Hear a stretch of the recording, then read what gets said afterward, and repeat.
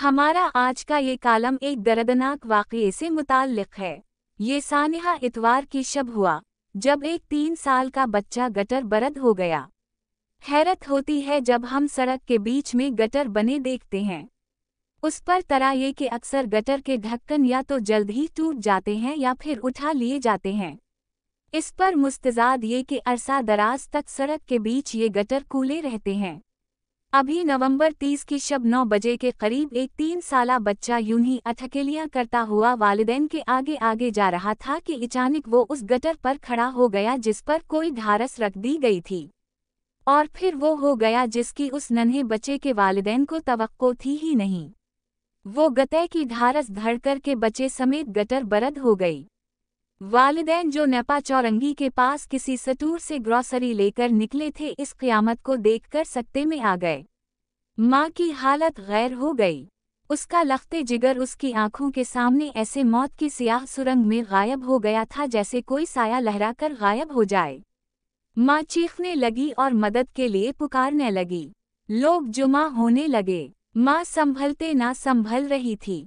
एक खातून ने उस बदनसीब माँ के बाजू को थाम लिया जो गटर की जानिब लपक रही थी। एक जेम गफीर जुमा होने लगा। ये हादसा इतवार की शब 9 बजे के लगभग हुआ। रेस्क्यू और ईदी को इत्तला दी गई। इमदादी टीमें पहुंच गईं, मगर मसला ये था कि बच्चे को कहाँ तलाश किया जाए। मैन होल तो तंग था। भारी मशीनों के जरिए अतराफी सड़क की खुदाई की गई, मगर बच्चा जिंदा या मुर्दा ना दस्तयाब हो सका। रेस्क्यू 11-12 के नुमाइंदे हसीब खान ने बताया कि वो आमतौर पर रात के वक्त अंधेरे में तलाश का काम नहीं करते, मगर लोग बहुत जुमा थे और माँ बाप बहुत सदमे में थे, इसलिए रात ही से तलाश का काम शुरू कर दिया गया। मगर इसके बावजूद बच्चा ना मिल सका।